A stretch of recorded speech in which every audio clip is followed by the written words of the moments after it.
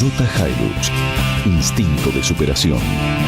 Nippon Car, concesionario oficial Toyota. Comahue Trucks, concesionario oficial Volkswagen, camiones y buses. Perticone 2119, Neuquén.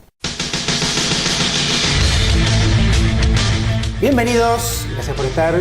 Continúan los ecos generados por el cambio de gabinete y cuáles pueden ser los escenarios futuros en función de las medidas que se están anunciando y las que se estima se podrían anunciar. Vamos a analizar este tema con Fabián Correa, que es director de la consultora investpatagon.com.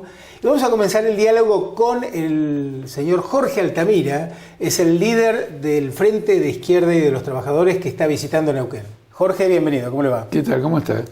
Bien, contento, imagino. ¿Cuántos votos en estas últimas elecciones? No, hemos dado un salto importante, quiero decir, en el 2011 en las PASO habíamos sacado 500.000 votos y ahora hemos sacado arriba de 1.200.000. Es un crecimiento interesante, 150%. Y hemos quebrado el discurso extorsivo del gobierno que decía que todo lo que era crítico de izquierda al gobierno era funcional a la derecha, que simplemente éramos un factor que sumaba a una derecha para desprestigiar al gobierno. Y quedó de manifiesto que no es así. En primer lugar, hemos desarrollado nuestra alternativa. No somos funcionales a nadie, somos funcionales a nuestro propio proyecto político. Y ahora, por ejemplo, en Salta, donde en la capital hicimos una votación muy grande y tenemos una bancada de concejales que nunca tuvo ningún partido en la historia de Salta, en cantidad de concejales. Claro. El kirchnerismo se alía con la derecha para impedir que tengamos la presidencia del Consejo Deliberante, que nos corresponde por práctica constitucional, que la primera minoría tiene la presidencia del órgano deliberativo correspondiente. Ellos se alían con la derecha contra nosotros después de haber dicho que la izquierda era funcional a la derecha. Es decir, hemos roto ese discurso extorsivo. La gente no teme votarnos creyendo que eso debilita una supuesta izquierda oficial, sino que por el contrario nos vota con entusiasmo para salir del pantano del fracaso de este gobierno nacional y popular, entre comillas. ¿Y qué cree que el votante busca en el Frente de Izquierda y de los Trabajadores como respuesta a los problemas que tenemos? Yo creo que esencialmente una mejora fuerte en las condiciones de las masas trabajadoras, tanto activas como pasivas. Porque nos esperan realmente que, como resultado de nuestro progreso, haya un 82% móvil. Esperan que, como resultado de nuestro progreso, no haya precariedad laboral, que todas las personas que tienen un trabajo estén amparadas por un convenio colectivo, con todos los derechos, que no hayan partidas en negro. Es decir, el trabajador dice lo siguiente: vamos a votar a gente que en lo cotidiano lucha por cosas que nosotros necesitamos y que nosotros también luchamos. Una cosa que yo le he comentado ayer de una charla acá en el Comahue, en la Facultad de Humanidades, y una cosa que les contaba de la experiencia de mi participación en la campaña electoral en Salta, era que los salteños hablaban en plural. Es decir, no decían te voy a votar, sino el domingo ganamos. ¿Y eso qué representa? Y representa que hay una consustanciación entre la acción del Partido Obrero en Salta y las luchas de la población de Salta, médicos, salud, petroleros, ingenios, que hace que en el subconsciente se empiece a hablar como si fuéramos una unidad. Los votos son para el Partido Obrero, pero la gente cree que los votos son para todos. Eso me parece muy fuerte desde el punto de vista popular. Yo fui muy sensible a ese tipo de lenguaje. Tenía la ventaja de venir, de no ser salteño, entonces podía cotejar. Eso, digamos, lo que espera todo el movimiento obrero. Espera que los sindicatos dejen de ser una organización del Estado para ser una organización autónoma de los trabajadores y que en la lucha por sus derechos sea representativa y no que esté oscurecida por burocracias que se han transformado en empresariales. Bueno, el esquema sindical en la Argentina creo que es uno de los temas en donde hay que generar transformaciones, porque de hecho no hay libertad sindical en la Argentina, ¿no? Con un sindicato único por rama de actividad. Sí, pero no la hay porque el sindicato mismo no es democrático. En el fondo, el sindicato único no tiene que estar impuesto por una ley, pero la aspiración del trabajador es tener un sindicato único. Lógico. Quiero decir, ¿por qué lo vamos a dividir si hay una causa común? Pero ese sindicato único tiene que ser democrático. Por ejemplo, tienen que estar representadas las minorías. Claro. Lógico. Eso no quita que el sindicato siga siendo único. Segundo, no deben reelegirse los dirigentes. Deben volver a trabajar de donde venían cuando fueron electos para el sindicato, de modo que, digamos, estén sistemáticamente consustanciados con la problemática laboral y no que se coloquen como una casta que se va subiendo y se va alejando de lo que es la práctica laboral y se transforman en empresarios que andan en 4x4 o no sé qué otro tipo de auto significativo que pueda haber. Entonces usted puede tener eso. Y lógicamente el que quiera crear dos sindicatos puede tener la libertad, de modo que uno pueda persuadirlo de la conveniencia de que haya uno. Claro. Pero no de que le esté prohibido, Claro. es decir... No que sea por decreto. Digamos. No que sea por decreto, no hay que actuar compulsivamente sobre nadie, hay que mostrar la superioridad de cierta forma de acción y por medio de la explicación persuadir a la gente de que sea de ese modo. Jorge, antes de seguir con el análisis de los problemas que tenemos en la Argentina, me gustaría ir al plano internacional. ¿Cómo ve lo que está pasando en Venezuela y en China? Venezuela con dosis crecientes de intervención del Estado, obviamente la estatización de muchas empresas, y en China, por otro lado, con mayores dosis de libre mercado o de capitalismo, al menos es lo que ha planteado la última reunión del Partido Comunista. Mire, en Venezuela se está desmoronando un sistema económico que en realidad ha beneficiado a grupos, digamos, burgueses del propio sistema. Aliados con el Estado. Sí, del propio sistema, del sistema me refiero del gobierno, lo que se llama la boliburguesía, sí. Que se manifiesta en el hecho de que son los principales beneficiarios en muchos casos de la entrega de dólares a precio oficial y de la reventa en los mercados paralelos, etcétera. Es indudable que no son los trabajadores los que llevan adelante este proceso, sino una capa privilegiada que se ha arrogado, digamos, la representación general del pueblo. Es lo que ocurre en general con los llamados movimientos nacionalistas en América Latina. Postulan una autonomía respecto del capital extranjero, pero no tienen la capacidad de ir hasta el final en nada, y el punto central es este. Industrializan al país. No lo industrializan, siguen dependiendo de la importación de productos.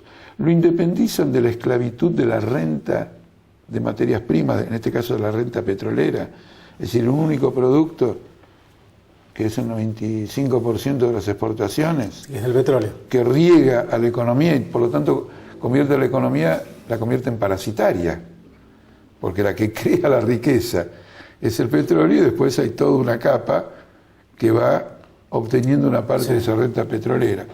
Entonces, en ese sentido, ha fracasado. Justamente nosotros siempre decimos el objetivo más importante de un gobierno de trabajadores en Argentina, en Venezuela, en general América Latina, es proceder a una enérgica industrialización. Eso es lo que va a dar también empleo, lo que va a dar un trabajo de mayor calidad. El capitalismo ha fracasado en industrializar América Latina, completamente, en varios decenas y decenas de años, sea por las tentativas menemistas, o liberales, o aperturistas, que llevaron a la mayor crisis capitalista que conoce el mundo capitalista. La crisis argentina del 2001 es modelo. Bueno, pero digamos que Latinoamérica siempre se ha caracterizado por un esquema proteccionista, digamos, no de libre comercio. Depende. O sea, el tema es cuál es la estrategia para industrializar. Lo que pasó en los 90 tiene que ver con haber establecido un tipo de cambio artificialmente alto por parte del gobierno y eso generó una serie de distorsiones. O sea, yo no creo que haya fracasado el capitalismo. Creo que no se aplicó en la medida de lo necesario. Bueno, mire, yo evito ese tipo de razonamiento porque, inclusive en cosas que tienen que ver con cosas que defiendo, porque entonces es como que elijo causas. Este esquema me gusta, pero claro, como no se hizo esto, fracasó. Era el modelo del Fondo Monetario Internacional. Primer punto. Segundo, todo lo que usted llama distorsiones eran inherentes a ese esquema. Eran absolutamente inherentes a ese esquema. Si usted quería tener una moneda que fuera un refugio de valor, la tenía que mantener estable, y las tasas de interés en Argentina son mayores que en el exterior, vienen los capitales, hay un tremendo endeudamiento y quiebran. Sí. Le pasó a todas las naciones de Asia. La crisis de 1997 en Asia no tiene nada que ver con el endeudamiento público, al contrario, los países asiáticos eran todos superavitarios en términos de cuentas públicas, pero era un gigantesco endeudamiento privado. Y quebró. España, brillante del presupuesto del Estado, un déficit nulo, gigantesco endeudamiento privado. Hoy el déficit del Estado es enorme porque se dedicaron a rescatar a los grupos privados que iban a la crisis. Y pasaron de ser, claro. Bueno, pero eso no tiene que ver con el capitalismo. O sea, el sistema capitalista, el que le va mal, quiebra, y el que no tendrá, digamos, su reconocimiento a través del voto del consumidor. No, eso es en principio. Si usted tiene un esquema capitalista que le va mal, el Estado está para socorrerlo. Y la Argentina lo que hizo en aquel momento no es tanto el problema del tipo de cambio, sino que usted acuérdese que por nada vendimos todas las empresas del Estado, absolutamente por nada, porque pagaban con una deuda externa que no valía nada. Es decir, hacían un regalo al capital. Eso significa que antes de empezar a producir, el que compraba una empresa del Estado ya tenía una renta fenomenal. Bueno, pero ahí hay dos cosas. Primero, cuando se privatizó eran empresas que no generaban valor, porque no había gas, no había petróleo, no había teléfono. O sea, yo creo, el punto es, en algunos casos se privatizaron bien y en otros no. Pero además la Argentina... De un modo general ha sido así. Lo que quiero decir también con las empresas del Estado es lo siguiente. Mire, le cuento una cosa personal. Yo una vez iba caminando por una ciudad de Brasil y observé que, a diferencia de otras ocasiones, los teléfonos públicos estaban relativamente deteriorados. Y dije, sonamos. Hay una ofensiva privatizadora. No es el deterioro del Estado lo que provoca la privatización, sino que la presión por privatizar, los lobbies, llevan a que el Estado empiece a abandonar progresivamente su función, o la función que heredó o que constituyó en materia de servicios o de industria, para después justificar el pasaje al capital privado. Tome el caso del petróleo. Nosotros, acá en la Argentina, era un país que se autoabastecía, llegó a exportar. Ahora somos importadores. Fue un vaciamiento sistemático del capital privado. Pero eso se logró con una apertura al capital privado nacional y extranjero en los 90. O sea, con lo que hay que criticar de los 90, logramos el autoabastecimiento. Perón termina acordando con la California Petroleum luego de haber intervenido fuertemente en el sector energético. Yo le quiero decir lo siguiente. Usted tiene una empresa como YPF dominada por Repsol. Repsol es una empresa comercializadora, no tiene un pozo en el mundo. Saca las ganancias de Argentina e invierte en Nigeria, invierte en otro país de África, invierte en Estados Unidos. Descapitaliza a YPF, exporta todo lo que puede y no invierte. Y después gira utilidades al exterior o gira dividendos por una suma mayor que las utilidades generadas. Bueno, eso lo hizo con el acuerdo del gobierno, ¿no? Con el acuerdo, sí, muy bien. Con el acuerdo del gobierno. El gobierno fue un factor activo en este vaciamiento. Este es el resultado de la experiencia petrolera en materia privada.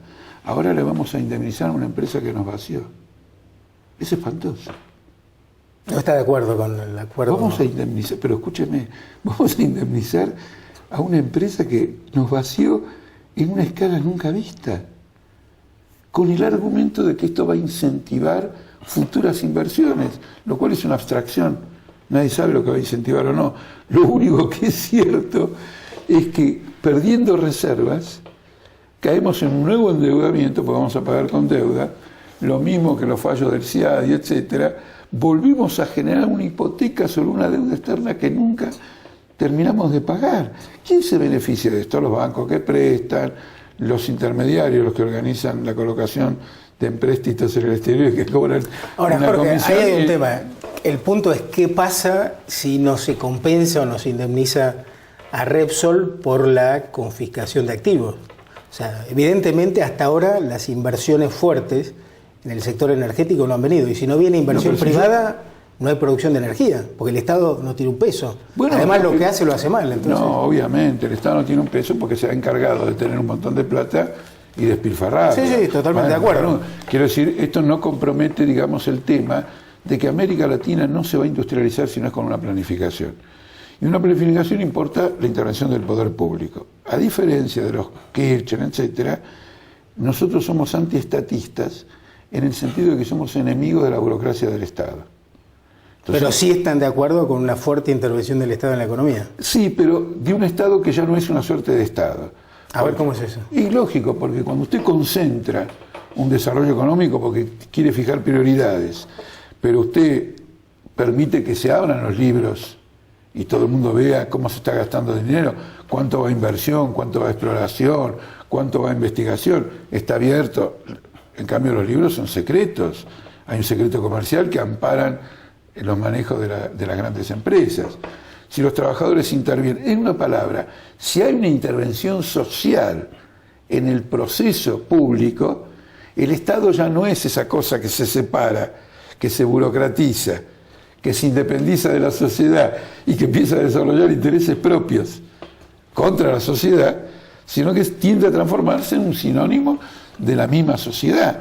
Bueno, estas circunstancias, déjeme decir un minutito, porque estas son cosas que a veces la gente no entiende, nos considera estatistas, cuando como socialistas debemos ser antiestatistas. Bueno, pero el socialismo plantea la propiedad de los medios de producción en manos del Estado. O sea, eso es el socialismo. Pero a uno le podrá gustar o no. A mí no me gusta, pero no es ese es el planteo.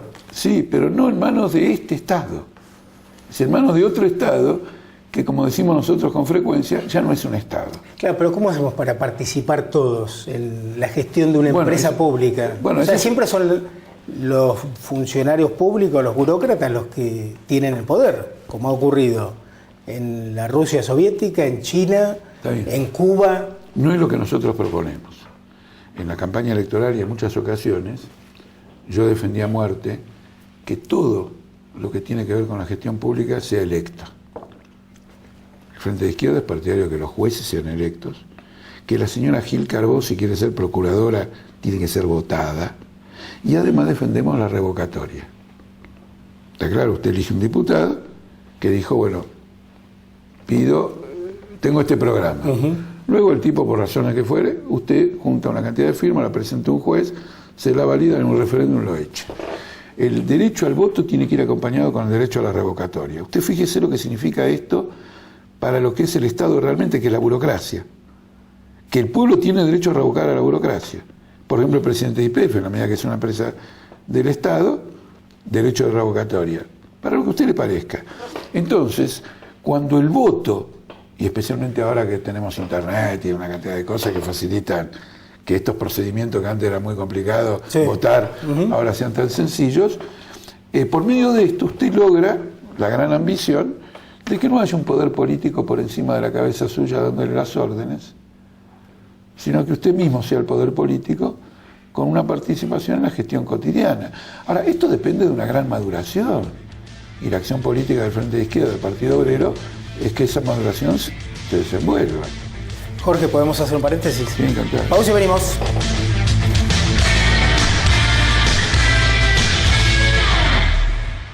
Auspician este programa EPREC, Sociedad Anónima, una empresa neuquina en continua expansión y desarrollo. Tenemos amplia infraestructura y disponibilidad permanente del producto, porque la construcción no se detiene. Carlos Isla, Sociedad Anónima. Estamos en casa. CIAR brinda soluciones de ingeniería y tecnología especializados en los sectores de energía e industria. Una empresa patagónica con más de 19 años de proyección permanente. CIAR, ingeniería y tecnología que potencian su negocio. CIAR.com.ar. Aura Restaurant es el lugar donde los sabores patagónicos y los secretos de la cocina francesa y mediterránea se fusionan para desplegar un universo único de sabor. Aura, te esperamos en Neuquén, Tower Hotel. Amici, liquidación fin de temporada. Hasta 50% de descuento. Rochas, Timothy Cox, Christian Dior y Perramos. Tarjetas 3 pagos sin interés. Amici. Desde su empresa, controle su flota y operadores a través del sistema de localización satelital RSB. 9 de julio 321, Chipoleti. Prospiti Amoblamientos, primera fábrica industrial de la Patagonia. Producimos con calidad, diseño y funcionalidad.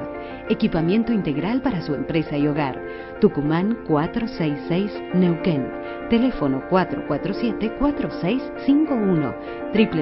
www.prospiti.com.ar